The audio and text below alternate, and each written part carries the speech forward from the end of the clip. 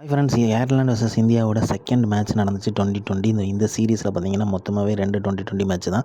So இதில் வந்து பார்த்திங்க அப்படின்னா ஃபஸ்ட் மேட்ச்சில் வந்து இந்தியா வந்து படுதோல்வி அடைஞ்சது. செகண்ட் மேட்ச்சில் வந்து கண்டிப்பாக தோல்வி அடைய மாட்டாங்க. ஸோ சீரீஸை வந்து ட்ராப் பண்ண போகிறாங்க அப்படின்னு எக்ஸ்பெக்டேஷனில் இருந்துச்சு. நடந்தது பார்த்திங்க அப்படின்னா இது வரைக்குமே சம்பவம் பண்ணாத அயர்லாண்டை வந்து இந்தியா வந்து சம்பவம் பண்ணியிருக்குன்னு தான் சொல்லணும். அந்த அளவுக்கு வந்து ஒரு படுதோல்வி வந்து அடைஞ்சிருக்கோம். ஸோ இந்த சீரீஸே தோற்றுருக்கோம் அப்படிங்கிறத சொல்லணும். ஆரம்பத்திலே சொல்லணுமா அப்படிங்கிறது யோசிக்கும் போது கண்டிப்பாக சொல்லியே ஆகணுங்கிற நிலமை இருக்குது. அயர்லாந்து வந்து பேட்டிங் பண்ணாங்க. ஃபஸ்ட்டு வந்து பேட்டிங் பண்ணது அயர்லாந்து தான். ஸோ பார்த்திங்க அப்படின்னா கொஞ்சம் தடுமாற தான் செஞ்சாங்க. பிரின்ஸ் யாதவ் நல்லாவே பவுல் பண்ணார், சூப்பராக பவுல் பண்ணார், 3 விக்கெட் எடுத்தார். அவரோட என்ட்ரி இன்டு த 2020 இன்டர்நேஷ்னலில் வேறு லெவல் சம்பவம் பண்ணார் தான் சொல்லணும். உண்மையிலேயே செம்மையான பவுலிங். அதே மாதிரி பார்த்திங்க அப்படின்னா நம்ம சிவம் துபே சூப்பராக பவுல் பண்ணாருங்க. ஒரே ஓவரில் 2 விக்கெட் எடுத்தாருங்க. அதுவும் பார்த்திங்க அப்படின்னா லாஸ்ட் மேட்ச்சில் சூப்பராக அதிரடியாக விளாண்ட ஒரு விக்கெட்டை இமீடியட்டாக டக் அவுட் ஆகி அனுப்பினார். அந்தளவுக்கு வந்து பவுலிங் போட்டார். இந்த மாதிரி சிஎஸ்கேயில் ஒரு பவுலிங் கூட போடலையே இந்த மனுஷன் அப்படிங்கிற மாதிரி யோசிக்க வைக்கிற அளவுக்கு பவுலிங் போட்டு அசத்துனார். ஸோ அதனால் வந்து பார்த்திங்க அப்படின்னா கன்ஸ்டைன் பண்ணி கம்ப்ளீட்டாக அயர்லாண்டு வந்து 158 ரன்ஸ் வந்து கொண்டு வந்துட்டாங்க. 154 ரன்ஸ் கொண்டு வந்துட்டாங்க. கண்டிப்பாக வந்து இந்தியா வந்து ஜெயிச்சிரும். பவுலிங்கில் வந்து நல்லா பெர்ஃபார்ம் பண்ணியிருக்காங்க.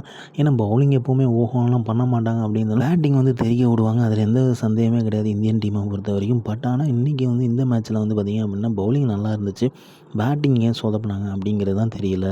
அதுவும் இந்தியன் ஆர்ஜினான பவுலர் ஜெய் முந்த்ரா அவருங்க வந்து பார்த்திங்க அப்படின்னா அவரோட பவுலிங்கில் ஃபஸ்ட்டு 2 விக்கெட்டுமே காலி. கோல்டன் டக்கில் அவுட்டு சஞ்சு சாம்சன், அபிஷேக் சர்மா, அதுக்கப்புறம் பார்த்திங்கன்னா இஷான் கிஷன், ஸ்ரேயாஸ் ஐயர் எல்லாமே வழக்கம் போல் காலி ஆகிட்டாங்க. ஸோ திலக் வர்மாவும் அக்ஷர் பட்டேலும் பார்ட்னர்ஷிப் பில்ட் பண்ணாங்க. அக்ஷர் பட்டேலும் காலி ஆகிட்டார். ஸோ திலக் வர்மா மட்டும் தான் நின்று விளாண்டார். அவரும் பார்த்திங்க அப்படின்னா ஓடிஐ மாதிரி விளாண்டுட்டு இருந்தார். ஸோ இருந்தாலுமே டைட் பண்ணி கொண்டு வந்துட்டு இருந்தாங்க. கிட்ட நெருங்குறாங்க. ஸோ கண்டிப்பாக இந்தியா வின் பண்ண போகிறாங்களோ அப்படிங்கிற எதிர்பார்ப்புலாம் நிறையா இருந்துச்சு. அதனால் வந்து திலக் வர்மா ஹாஃப் செஞ்சுரி அடிச்சுட்டு அவுட் ஆகிட்டு போயிட்டார். அதுக்கப்புறம் பார்த்திங்கன்னா சிவம் துபே வழக்கம் போல் வந்து கம்மி பாலில் அதிகம் தான் அடித்தார். ஆனால் வந்து பார்த்திங்க அப்படின்னா கடைசி வரைக்கும் நின்று அடிச்சிருந்தாருன்னா கண்டிப்பாக ஜெயிச்சிருக்கலாம் அப்படிங்கிற மாதிரி தான் தோணுச்சு. அதுக்கப்புறம் அடிக்கலாம். ஹர்ஷித் ராணா சூப்பராக விளாண்டாருங்க. உண்மையிலேயே சொல்லணும். அவர் வந்து கம்மி பாலில் அதிக ரன் தான் அடித்தார். 10 பாலில் 20 ரன்கள் மேலே அடித்தார். ஸோ அது வந்து நல்லாவே இருந்துச்சு பார்க்குறதுக்கு. ஸோ அதனால் கண்டிப்பாக ஜெயிக்க போகிறாங்க அப்படின்னு நினைக்கும் போது ஒரு ரன் வித்தியாசத்தில் வந்து அயர்லாண்டை தோற்று இது வரைக்கும் அயர்லாண்டு வந்து இந்தியா கூட ஜெயிச்சதே கிடையாது. அந்த இதை வந்து முறியடிச்சு அயர்லாண்டு வந்து சீரீஸை வின் பண்ணியிருக்காங்க, சாம்பியன்ஸ் ஆயிருக்காங்க. ஸோ திலக் வர்மா போராடி விளையாண்டு கொண்டு வந்திருந்தாலுமே இந்த செகண்ட் 2020 மேட்ச்சில் அவங்க வந்து கடைசியாக இந்தியா வந்து ஒரு ரன் வித்தியாசத்தில் வந்து தோற்றுருக்காங்க அயர்லாண்டு கூட. அந்தளவு வந்து பவுலிங் பெர்ஃபார்மன்ஸ் வந்து அயர்லாந்து வந்து காமிச்சிருக்காங்க. அதனால தான் வந்து இந்த வெற்றியை வந்து ரெஜிஸ்டர் பண்ண முடிஞ்சது. இது வரைக்குமே வந்து ஒரு சீரீஸை வந்து அயர்லாந்து இந்தியா கூட ஜெயிச்சதே இல்லை. அந்த இதை வந்து ஒரு முடிவு கொண்டு வந்து சாம்பியன்ஸ் ஆகியிருக்காங்க. ஸோ அந்தளவுக்கு வந்து தரமான ஒரு வெற்றியை வந்து ரெஜிஸ்டர் பண்ணியிருக்காங்க. இனிமேல் மேனேஜ்மெண்ட் வந்து என்ன பண்ண போகுது, இந்தியன் பேட்ஸ்மேனாக இந்தியன் பவுலர்ஸ் வந்து சேஞ்சஸ் பண்ண போதா, என்ன பண்ண போகிறாங்கன்னு தெரில.